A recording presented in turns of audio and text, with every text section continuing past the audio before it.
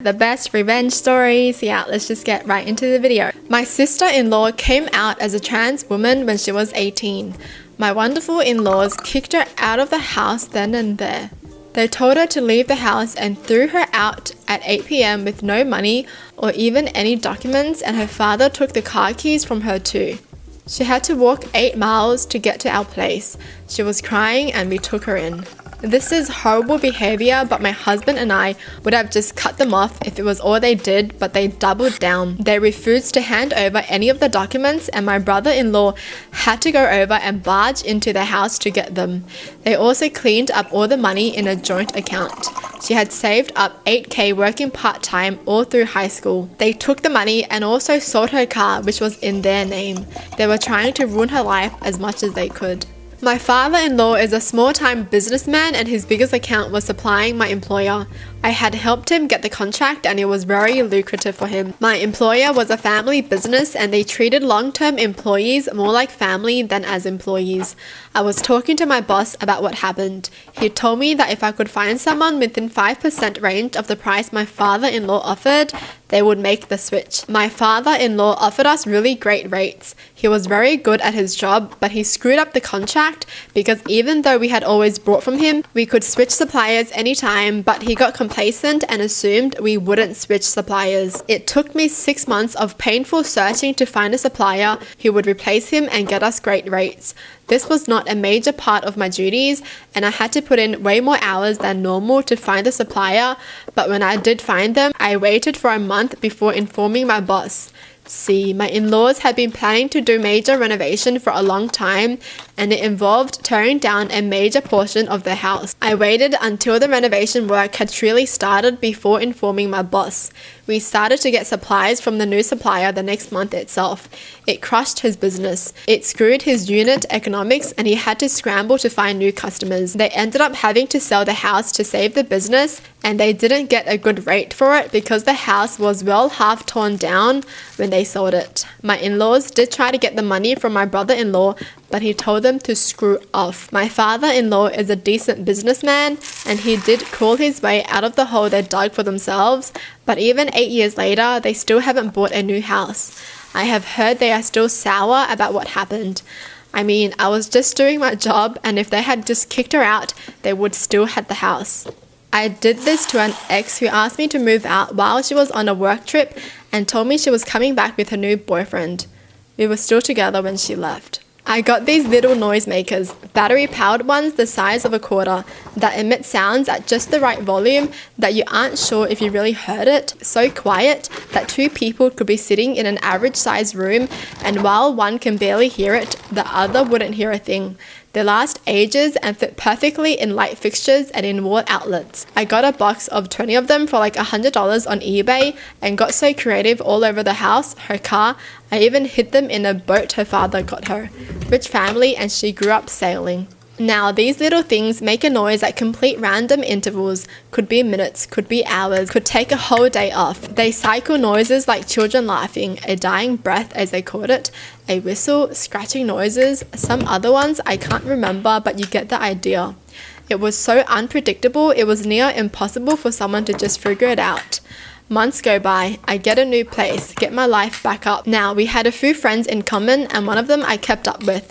They were kind of sour about how she ended things, but they had grown up together and kept up the friendship, loosely talking and catching up on occasion. I never really asked about her, but one day we get to talking and he's wanting to take some friends on a camping trip, so I tell him about the noisemakers. As I'm telling him about them, he slowly starts making this face, like he's gradually losing it. He's got this huge grin on his face and asks me, "You put these in X's stuff, didn't you?"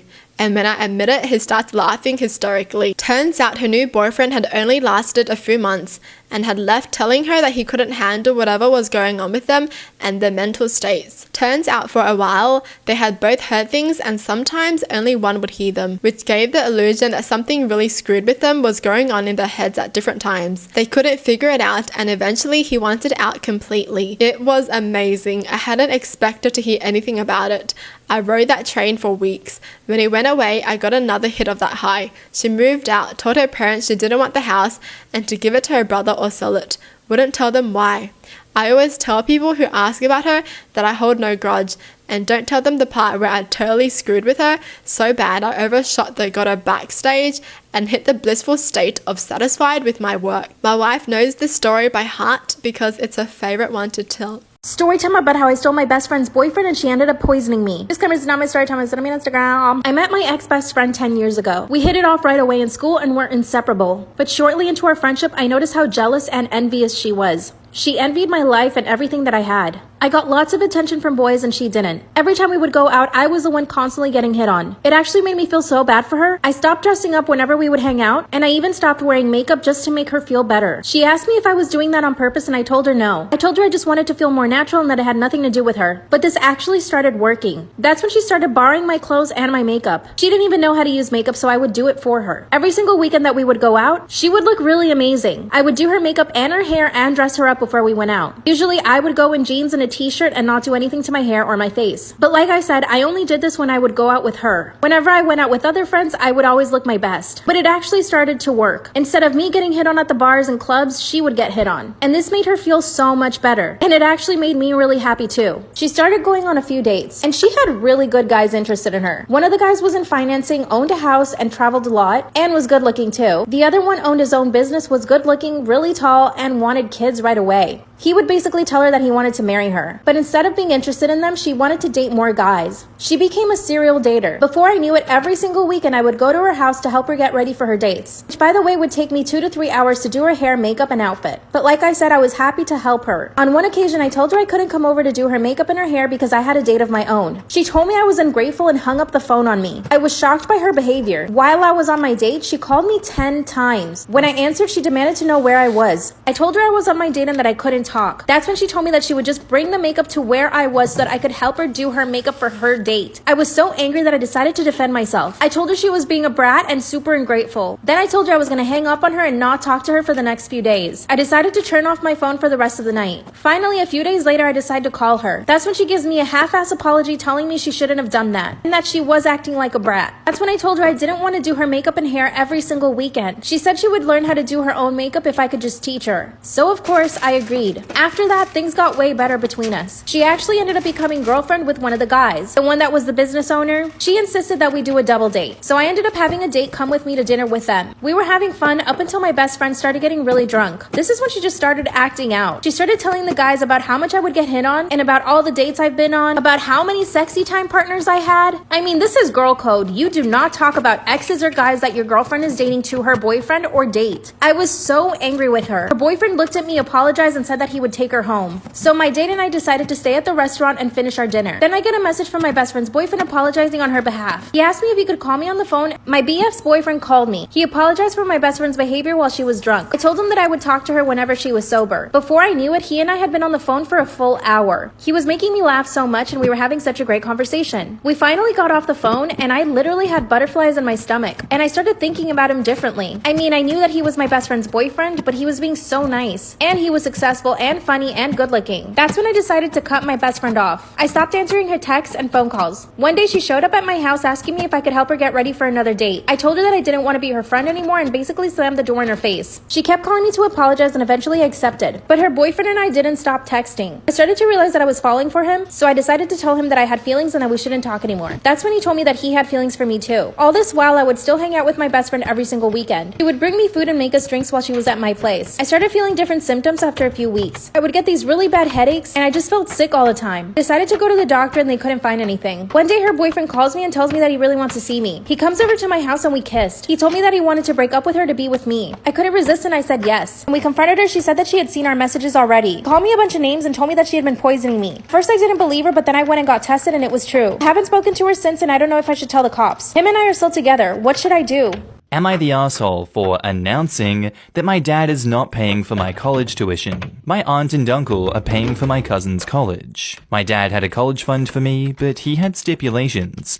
Like he wanted nothing below a B for grades and to pre-approve any classes I take, as well as weekly meetings to discuss grades and a bunch of other stuff, which would be fine if you have a normal dad. Mine isn't. My dad has a temper, and I spent the 6th to 12th grade stressed out about grades and being screamed at or grounded over things that sometimes weren't even my fault. like a teacher not updating online grading and an assignment being marked missing because of it, and getting my backpack and locker randomly searched by him for no reason besides to make sure I'm not hiding anything. I decided to pay for school myself because of 1, not being stressed over getting screamed at, and 2, I didn't feel like constantly worrying that he'd disapprove of a class or a grade and decide not to pay, which I could totally see him doing. I would rather be in debt than controlled for 4 more years. I just finished my first year. Well, my family got together on the 4th and, well, sometimes they're nosy. They were talking about my cousin's school, and my uncle looked at my dad and said, "Well, how much is OP's school costing you?" I said, "What are you asking him for? I'm the one paying it." Later on, my dad was pissed off and said that it was out of line to say that, and I embarrassed him. I didn't do it to embarrass him, I was just being honest. He doesn't even know how much tuition is, so he was the wrong person to ask. So, am I the asshole? Right now I'm in between, and lately I've been scared to blink, 'cause I've been losing too much time to sing, and all these voices in. Hi guys, thank you for watching. I love you guys so much. Please like and subscribe to see more great videos. See you again.